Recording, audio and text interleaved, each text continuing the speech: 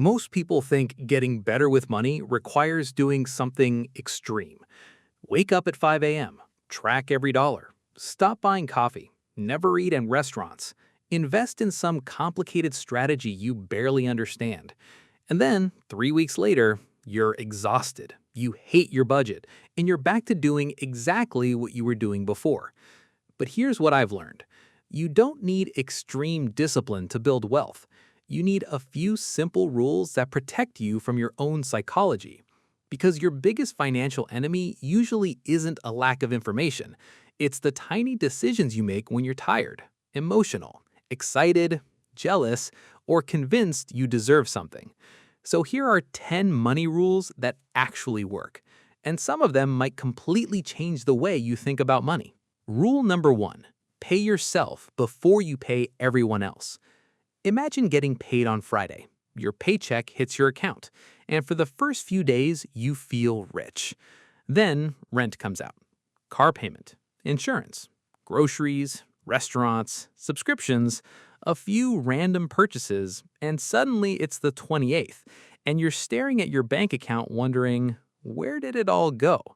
This is why the traditional advice of save whatever is left is so dangerous, because your brain treats available money as spendable money. Instead, reverse the order. Get paid, save first, spend second. Even $300 a month can become serious money over time. At a hypothetical 8% annual return, investing $300 every month for 30 years produces roughly $447,000. You personally contributed $108,000. The rest comes from hypothetical investment growth. That's the point. You don't need to become incredibly disciplined. You need to make saving happen before your brain gets a chance to spend it. Rule number 2. Never ask, can I afford the payment? Ask, what's the total cost? Because there's a reason businesses love monthly payments. $599 sounds manageable. $699 sounds manageable. Even $899 can somehow sound manageable when it's presented 1 month at a time. But multiply $699 by 72 months, and you're looking at more than $50,000 in payments.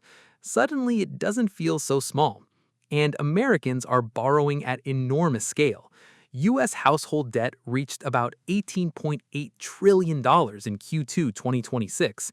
Credit card balances were around $1.26 trillion. Auto loan balances were about $1.71 trillion. Federal Reserve Bank of New York. So here's the rule. Never judge an expensive purchase by the monthly payment. Look at the total price. Look at the interest. Look at insurance. Look at maintenance and ask yourself, would I still want this if I had to see the entire price right now? That question can save you years of payments. Rule number 3. Wait 24 hours before buying what you didn't plan to buy. You weren't thinking about buying it this morning, then you see it, and suddenly you need it. The sale ends tonight. Only 3 left. Free shipping. And your brain starts negotiating. Come on, it's only $80. That's exactly when you should stop. Wait 24 hours, because impulse buying is emotional, and emotions are temporary. Tomorrow, that thing might still be amazing, but there's a very good chance you'll look at it and think, why did I want this so badly? The goal isn't to never buy things. It's to stop making permanent financial decisions based on temporary emotions. Rule number 4. Your raise doesn't have to become your lifestyle. This is one of the biggest wealth traps. You finally get a raise, maybe an extra $800 a month. And at first, you're excited. Then your brain says, I can finally afford the nicer apartment, then the nicer car, then better restaurants, then more subscriptions, then more vacations. And somehow your $800 raise disappeared. This is lifestyle inflation. And it happens because humans adapt incredibly quickly to improvements. The solution isn't to live miserably, it's simple. When your income rises, make sure your savings rises too. If you get an extra $800, maybe $400 improves your life, and $400 improves your future. You still enjoy the raise, but your future gets a raise too. Rule number 5. Build a never go back to zero fund. This one isn't about getting rich, it's about not getting destroyed. The Federal Reserve's latest household survey found that only about 63% of adults said they could cover a hypothetical $400 emergency using cash, savings, or a credit card they could pay off immediately. Think about that. We're talking about $400. Not a house, not a new car. $400. And if one unexpected expense forces you to borrow, then another expense forces you to borrow again, you can end up spending years for one bad month. That's why your emergency fund has a completely different job than your investments. Investing builds wealth. Cash protects it. Your first goal isn't necessarily, how do I become rich? Sometimes it's simply, how do I make sure one terrible month doesn't send me back to zero? Rule number 6. Every dollar has a future value. Here's a thought that completely changes how you look at spending. A $1,000 purchase doesn't necessarily cost you $1,000. It could cost you what that $1,000 might have become. For example, $1,000 invested for 30 years at a hypothetical 8% annual return grows to roughly $10,000. So when you spend $1,000, you're not necessarily just giving up $1,000. You're potentially giving up years of compounding.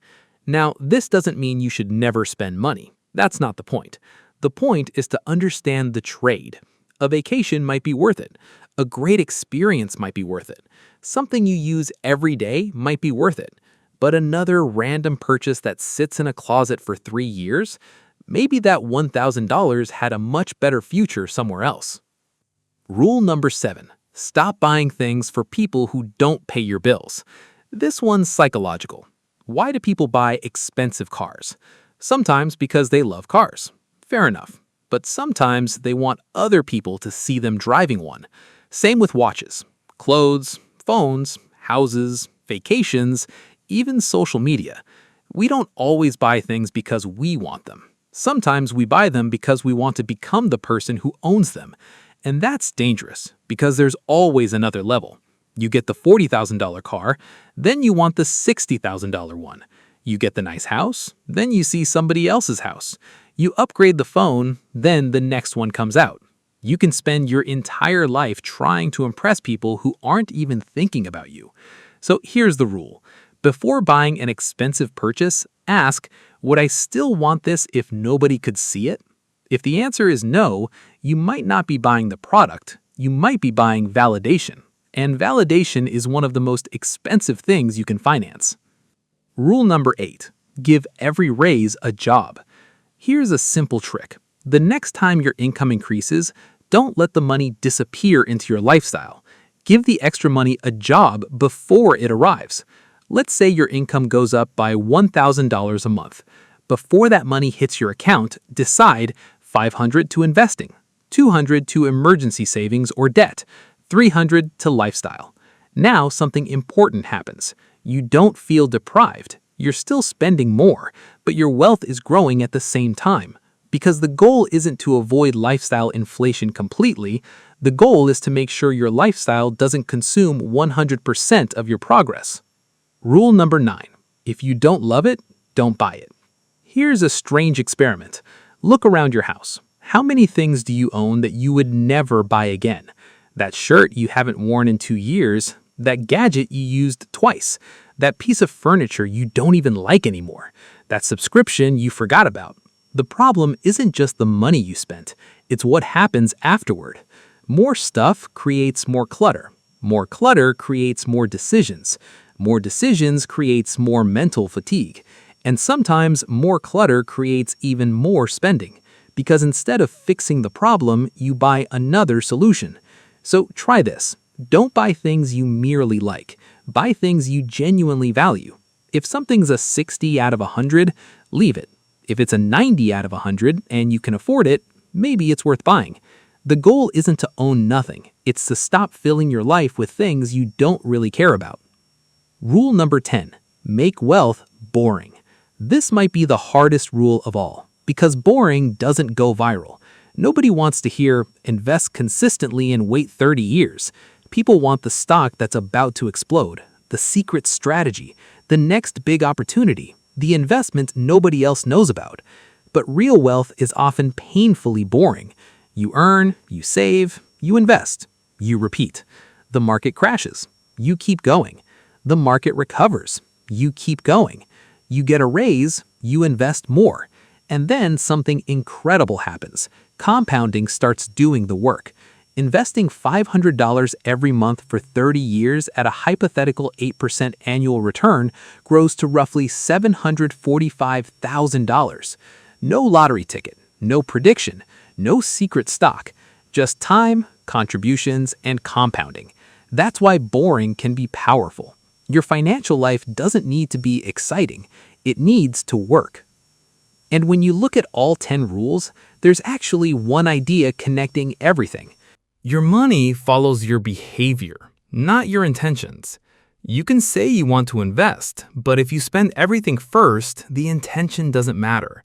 You can say you want financial freedom, but if every raise becomes a bigger payment, the income doesn't matter. You can say you want to become wealthy, but if you're constantly buying things to impress people, the money doesn't stay long enough to build wealth. And that's why I don't think becoming wealthy requires some incredible transformation. You don't need to become a completely different person tomorrow. You need to make a few better decisions, over and over for a very long time. Pay yourself first. Look at the total cost. Wait before impulse purchases. Don't let every raise become a lifestyle upgrade. Protect yourself from emergencies. Remember opportunity cost. Stop buying for other people's approval. Give every raise a job. Buy fewer things you genuinely value. And finally, make wealth boring. Because the most powerful financial decisions usually don't feel powerful when you're making them. Saving $300 doesn't feel life-changing. Investing $500 this month doesn't feel life-changing. Skipping one unnecessary purchase doesn't feel life-changing. But do those things for 10 years, 20 years, 30 years, and suddenly you look backward and realize the small rules became a completely different life. That's the real secret. You don't need one huge financial breakthrough. You need a system that makes it difficult for your worst habits to destroy your best intentions. And once you have that, building wealth becomes less about willpower and more about simply following the rules.